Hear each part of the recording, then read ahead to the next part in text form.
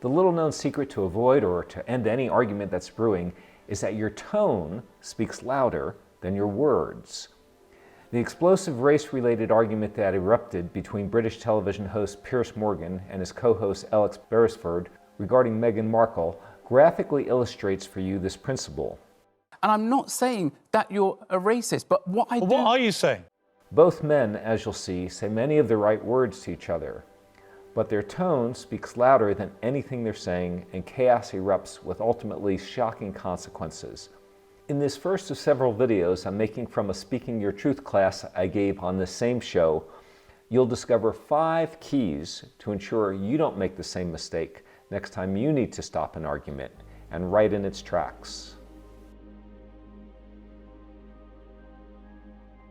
I've walked into institutions as the only person of colour and experienced covert and overt racism on so many occasions. And why the Megan interview really resonates with me is because an ex-work colleague, not of this show, asked me if I was worried about the shade of cocoa that my son was going to come out. Right. So I fully understand the hurt that is behind all of that. Right, let me ask... And when you're mixed race, what you find, in my personal experience, and there may be other people that may come forward and say this, is that when you are a lighter shade of black, people gain confidence and feel that they can say things to you that they wouldn't say to a black person. That's such an interesting point. And that is my experience of all of this. Did you hear the woman, what she said? I believe it was this lady here. She said, that's such an interesting point. And what phase is that? The other person's truth. The other person's truth, exactly. He obviously is emotionally charged. And again, what I want you to think of is something we always talk about here, our mirror neurons, and how we have these actual specific type of neurons inside of ourselves that whatever we're seeing, we experience on some level. So we see somebody who's smiling and we watch a comedy, we're much more apt to laugh than when we're watching a horror show and we start to cringe along with the characters who may about to be, who knows, eaten by Godzilla or whatever it may be. So we actually pick up anatomically, physiologically, biochemically, neurologically, we actually reflect everything that we're seeing, everything we're experiencing. And this gentleman felt to the core of his bones exactly what Megan Markle had experienced and what she was saying. And so that it was so beautiful of that announcer to basically speak his truth. I completely respect that, right? And that's why I wanted to get you on the programme today. It was my suggestion to have you on to talk about this. But Piers, right? and thank you so much for having me on the programme. When this gentleman says, thank you so much for having me on the show, and Piers says, I completely respect that, that's why I wanted to get you on the program. These are beautiful examples of phase 2, speaking the other person's truth. The only thing is their argumentative tone doesn't match the beautiful words. I really appreciate it, but I just want you also to be aware of the power of your words. And I'm not saying that you're a racist, but what are you saying? Well, obviously, that was a challenging question, but nevertheless, it was a question. He didn't say, I'm not a racist or something like that. He's trying to flesh out, though you can see there was a bit of anger in him. You know, what are you saying? So it was not a bad thing to say at all, especially given that this is a highly charged atmosphere. And part of the reason for it is that Piers Morgan, very vocally and in the press regarding Meghan Markle, for some reason, he has not liked her. Meghan Markle is one of the most ruthless social climbers I've ever met in my entire life. He has said very derogatory things about her. And so that's why this gentleman on the right, why he's somewhat defensive and why he's stating things and he has the adrenaline running that he does, because he knows that Piers has actually been such a critic of Meghan Markle as so many people, and particularly the press in England has been. Do you know what I honestly feel? I feel as though because of your previous relationship with Meghan Markle, you've sometimes... I didn't have a relationship with Meghan Markle. But you met up with her, you knew her. I knew her briefly. Right, so we've joked about it on the show. All that did was Piers. So I'm allowed to speak. OK, talk. Okay, so notice that I'm allowed to speak. There's a certain question of grace, phase 4, called a permission question.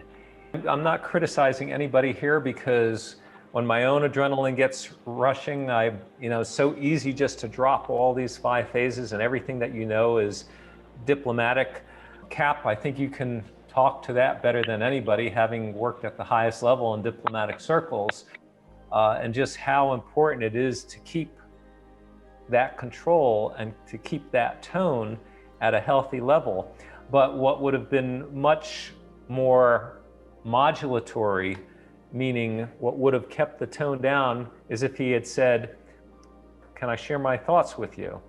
But what happens, because it's so charged, and because obviously the other guy has a charge about Piers is mirroring that back. Though he says the right words, in many cases with what you'll see going forward here, there's still this energy there that just keeps exacerbating, keeps upping the ante in this situation. And the ante goes pretty high up, as you'll see.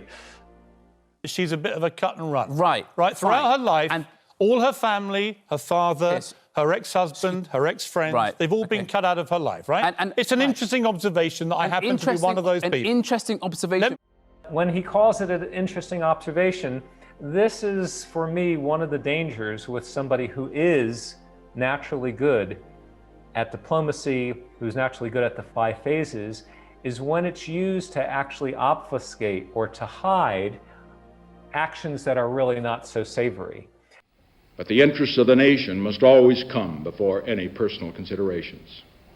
So Piers Morgan, it has not been an observation the way he's talked about Meghan Markle before. It's been highly inflammatory. He's been highly opinionated. He's been certainly one of the people that caused her so much pain to almost get to the point of wanting to take her own life. Look, I was really ashamed to say it at the time, and ashamed to have to admit it to Harry, especially, because I know how much loss he's suffered.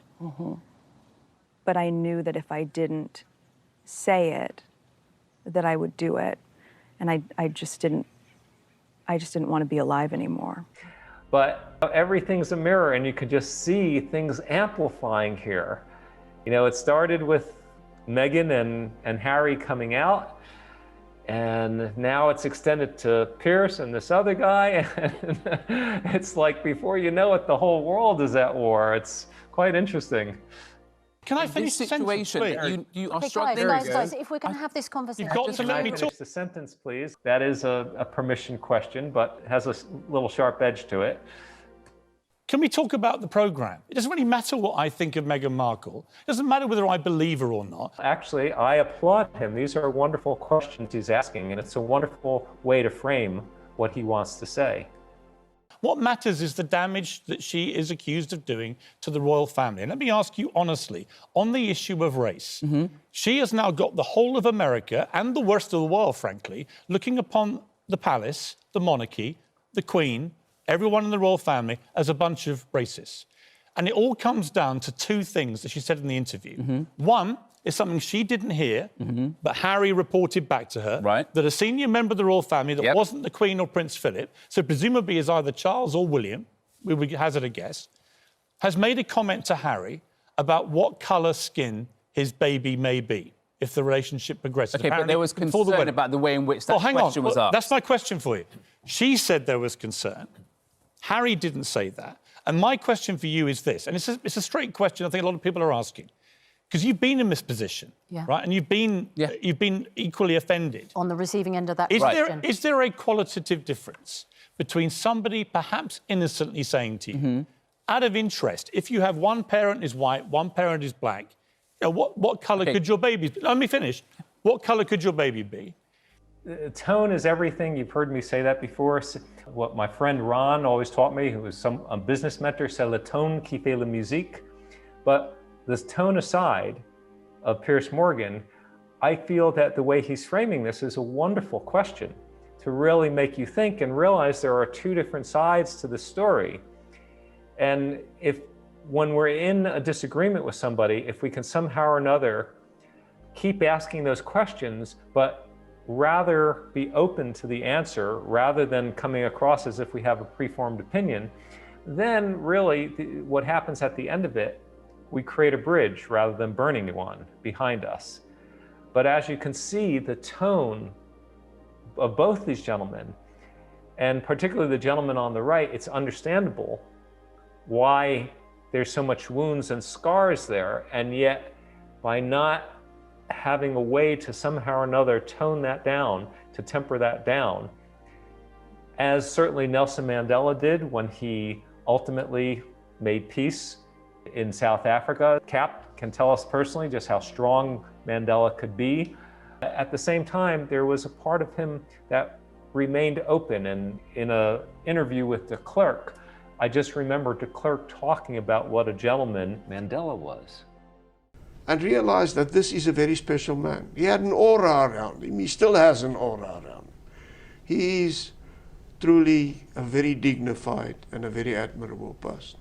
And that when he first met Mandela, I think almost his exact words were, "This is somebody we can do business with."